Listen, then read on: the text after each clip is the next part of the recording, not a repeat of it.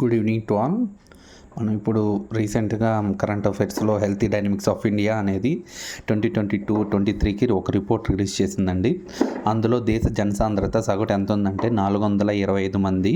అంటే జనసాంద్రత అంటే ఒక చదరపు కిలోమీటర్లకు ఎంతమంది నివసిస్తున్నారు అనే దానిని మనం జనసాంద్రత అంటాము.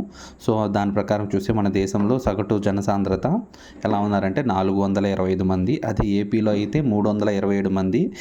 దీని ప్రకారము జనసాంద్రత లిస్టులో మన ఆంధ్రప్రదేశ్ అనేది 21వ స్థానంలో ఉంది. అదేవిధంగా పట్టణ గ్రామీణ ప్రాంతాల్లో జనసాంద్రతతో పోలిస్తే మన దేశంలో ఆంధ్రప్రదేశ్ అనేది 16వ స్థానంలో ఉంది. అత్యధిక జనసాంద్రత కలిగిన రాష్ట్రం ఏదైనా ఉంటే అది ఢిల్లీ అండి. బోత్ యూటీస్ అండ్ స్టేట్స్ కలుపుకొని చూస్తే అత్యధిక జనసాంద్రత కలిగిన రాష్ట్రం ఢిల్లీ. ఎంత ఉందంటే 14,491 మంది నివసిస్తున్నారు ఒక చదరపు కిలోమీటర్కి.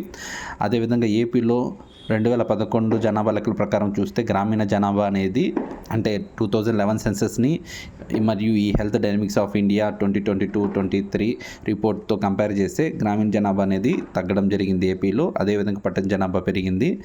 మనం ఇక్కడ చూడొచ్చు గ్రామీణ జనాభా 2011 ప్రకారం 70.4% ఉంటే ప్రెసెంట్ అంటే 2022-23 report health dynamics of India report ప్రకారం 63.3% ఉంది. అంటే పుష్కర కాలంలో రాష్ట్ర జనాభా ఎంత పెరిగిందంటే 7.75% అనేది పెరగడం జరిగింది.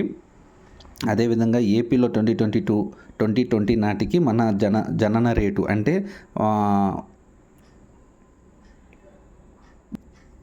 2020 నాటికి ఏపీలో జనన రేట్ ఎంత ఉందంటే 15.7 అండి.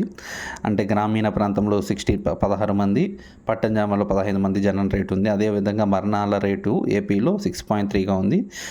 అదే మనం ఈ 6.3 యావరేజ్గా ఉంది. గ్రామీణ ప్రాంతంలో 7, పట్టణ ప్రాంతంలో 4.9గా చెప్పవచ్చు.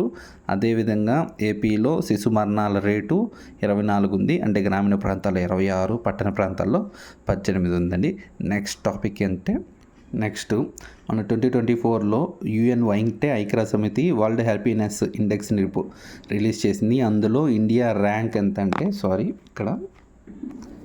ఇండియా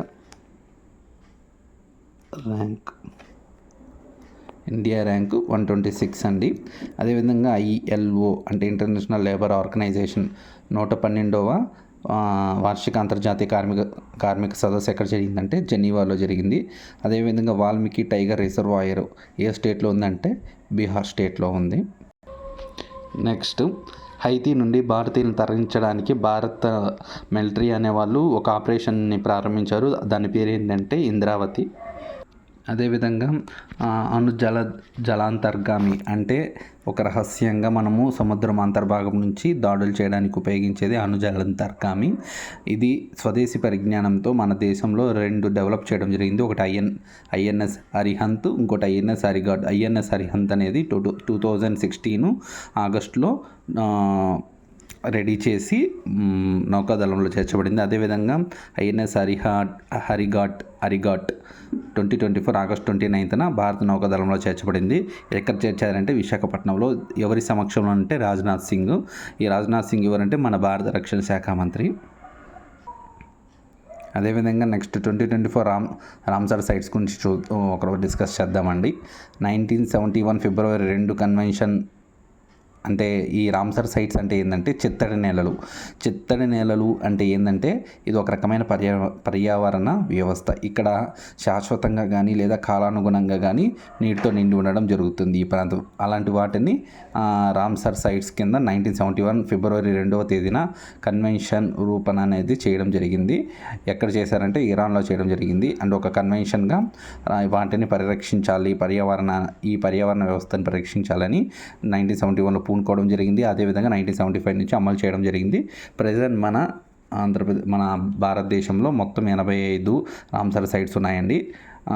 దాంట్లో ఫేమస్ ఏంటంటే నాగి నక్తి అనే 2 పక్షి అభయారణ్యాలు చేర్చడం జరిగింది. అది ఏ స్టేట్కి సంబంధించిందంటే బీహారు. మామూలుగా ఈ ఫిబ్రవరి 2 అనేది ఈ కన్వెన్షన్ ఓపెన్ చేయడం జరిగింది కాబట్టి అప్పటి నుంచి మనం ప్రపంచ చిత్తడి నేల దినోత్సవాన్ని జరుపుకోవడం జరుగుతుంది. భారతదేశంలో అతిపెద్ద చిత్తడి నేల అంటే రామ్సర్ సైట్ ఏంటంటే సుందర్బన్స్. ఏ స్టేట్లో ఉందంటే వెస్ట్ బెంగాల్. అతి చిన్న చిత్తడి నేల నుంచి రేణుక ఎక్కడుందంటే హిమాచల్ ప్రదేశ్. ఇండియాలో చిత్తడి నేలలు ఎక్కువ కలిగిన రాష్ట్రం ఏదంటే తమిళనాడు. ఎన్ని ఉన్నాయంటే 18. ఎందుకంటే రీసెంట్గా 2 యాడ్ చేయడం జరిగింది. ఎప్పుడంటే జనవరి 16, 2024లో యాడ్ చేయడం జరిగింది. అప్పుడు ఏంటంటే నజరాయన్ బర్డ్ శాంక్చురీ మరియు కాజువేలి బర్డ్ శాంక్చురీ అనేది తమిళనాడు స్టేట్కి సంబంధించినవి యాడ్ చేయడం జరిగింది. 2024లో రామ్సర్ సైట్ యొక్క థీమ్ ఏంటంటే wetlands and human well being అనేది ఈ రామ్సర్ సైట్ 2024 యొక్క థీమ్ అండి. Thank you. మనం ఇప్పుడు కొన్ని టాపిక్స్ అని డిస్కస్ చేసుకున్నాము. ఇవి రీసెంట్ అప్డేట్స్ అండి, చాలా ఇంపార్టెంట్. చాలా కాంపిటేటివ్ ఎగ్జామ్స్లో అడిగే ఛాన్సెస్ ఉన్నాయి. అందుకే నేను మీకు ఎక్స్ప్లెయిన్ చేసి వీడియో పెట్టడం జరిగింది. Thank you. Please like, share and subscribe my channel.